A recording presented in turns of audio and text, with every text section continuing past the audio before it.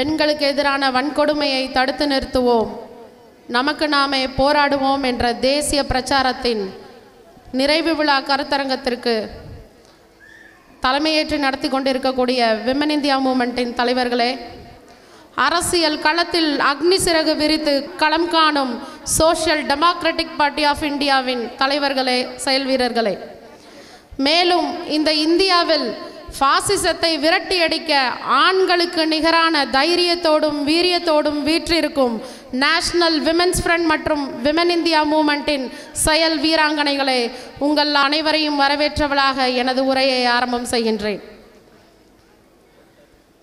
பெண்களுக்கும் குழந்தைகளுக்கும் உண்டான பாலியல் வன்கொடுமைகள் தமிழகம் மட்டுமல்ல, இன்றைக்கு இந்தியா முழுவதும் கொடூரமாக அரங்கேறி கொண்டிருக்கின்றது. அங்கொன்றும் இங்கொன்றுமாக கேள்விப்பட்ட செய்திகள் எல்லாம் இன்றைக்கு தினசரி செய்தித்தாள்களிலும் அக்கம்பக்கம் வீடுகளிலும் கேட்டுக்கொண்டும் பார்த்து கொண்டும் இருக்கின்றோம். தமிழகத்தையே அதிர்ச்சிக்கு உள்ளாக்கிய அரியலூர் நந்தினி 17 வயது சிறுமி இந்து முன்னணி வெறியினால் பாதிக்கப்பட்டு அவளினுடைய பிறப்புறுப்பு சேதப்படுத்தப்பட்டு வயிற்றில் இருக்கக்கூடிய சிசுவை எரித்து கொண்டார்கள்.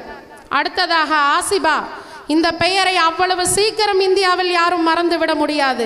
ரோஜா போன்ற அந்த 8 வயது சிறுமியை பிஜேபியை சேர்ந்தவர்கள் 8 நாட்களாக 8 நபர்களால் கோயில் கருவறைக்குள் வைக்கப்பட்டு பாலியல் வன்கொடுமை செய்யப்பட்டு கொலை உயிரும் குற்றுயிருமாக இருந்த அந்த ரோஜாவின் தலையில் கல்லை போட்டு கொன்றார்கள்.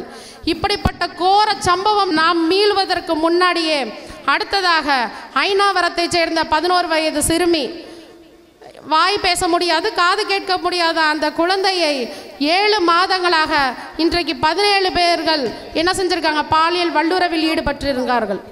ஆக பெண் என்பவள் பிறந்த குழந்தையாக இருந்தாலும் சரி, பள்ளி செல்லக்கூடிய சிறுமியாக இருந்தாலும் சரி, வயதுக்கு வந்த குமரியாக இருந்தாலும் சரி, மனைவியாக இருந்தாலும், குழந்தையை பெற்ற தாயாக இருந்தாலும், ஏன் நரை விழுந்த கிழவியாகவே இருந்தாலும், இன்றைக்கு வயது வித்தியாசமின்றி பெண்கள் மீது நடத்தப்படக்கூடிய கொடூரங்களால் தான் ஒரு பெண் என்ற எச்சரிக்கை உணர்வோடு இன்றைக்கு பள்ளிகளிலும் கல்லூரிகளிலும் அவர்கள் பயத்துடனே வாழ்ந்து கொண்டிருக்கின்றார்கள். இப்படி அச்சத்தோடும் பயத்தோடும் பெண்கள் வாழ தகுதியற்ற நாட்டில்தான் இன்றைக்கு பெண்களையே குற்றவாளிகளாக மாற்றுகிறார்கள். எப்படி?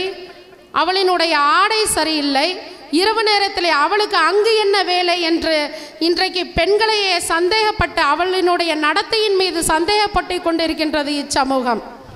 இதற்கான காரணம் என்ன? பார்ப்பனிய பண்பாடும் அதனை ஊட்டி வளர்க்கக்கூடிய ஆண் ஆதிக்கமும் தான். ஆக இப்படிப்பட்ட எண்ணத்தை நாம் ஆரம்பத்திலேயே துடை தெரிய வேண்டும் சகோதரிகளே.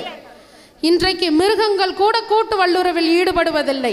அப்படி இருக்க இந்த மனிதன் மட்டும் ஏன் மிக மோசமான நிலைக்கு தாழ்ந்து போக வேண்டும்? 20 வயதை கூட அடையாத இளைஞன் 80 வயதை தாண்டிய கிழவன் என்று இன்னைக்கு அனைவரும் பாலியல் வல்லுறவில் ஈடுபடுகின்றார்கள். இவர்களை மனித தன்மையற்றவர்களாக மாற்றியது எது என்ற கேள்விக்கு பதில் தெரியாமல் இன்றைக்கு பெண்களையும் குழந்தைகளையும் எச்சரிக்கையாக இருக்க சொல்லுவது உலக முட்டாள்தனமாகும். இன்றைக்கு கோயில் கருவறைக்குள்ள வைத்து வல்லுறவில் ஈடுபடுகின்றார்கள் இந்து வெறியர்கள். பாவ மன்னிப்பு கேட்கக்கூடிய இடங்களில் பெண்களை சீரழிக்கின்றார்கள் ஃபாதரிமார்கள்.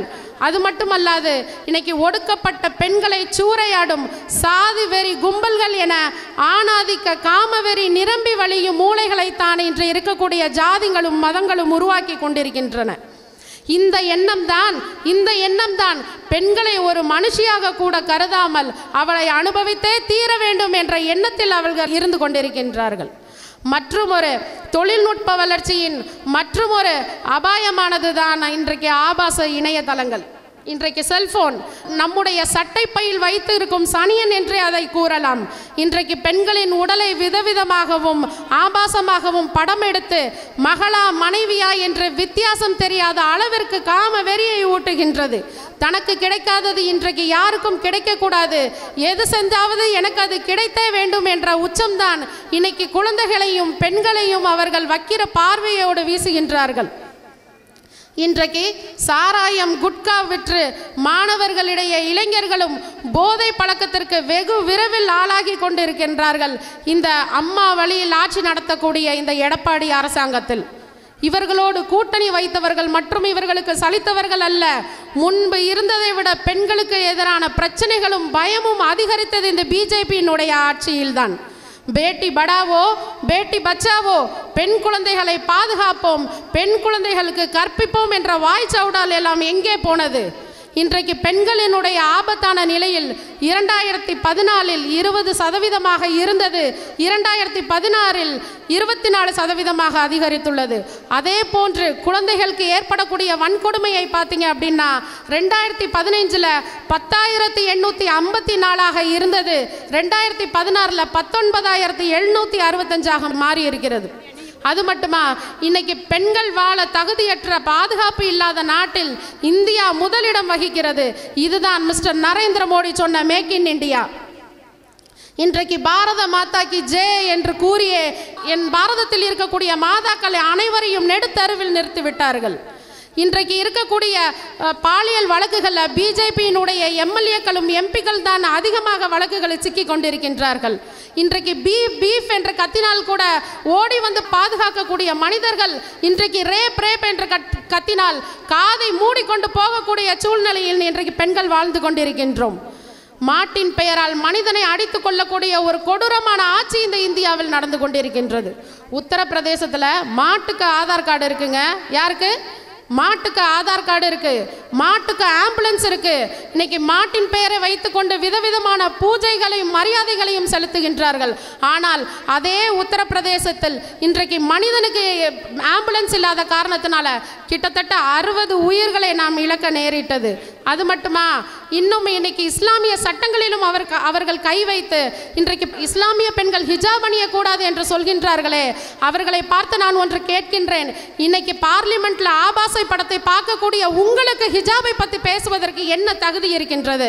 பொறுத்தது போதும் சகோதரிகளே, பொறுத்தது போதும். இனி பொங்கி எழ வேண்டிய நேரம் வந்துவிட்டது. இவர்களை வீட்டுக்கு மட்டுமல்ல இந்த நாட்டை விட்டு விரட்ட வேண்டிய நேரம் வந்துவிட்டது.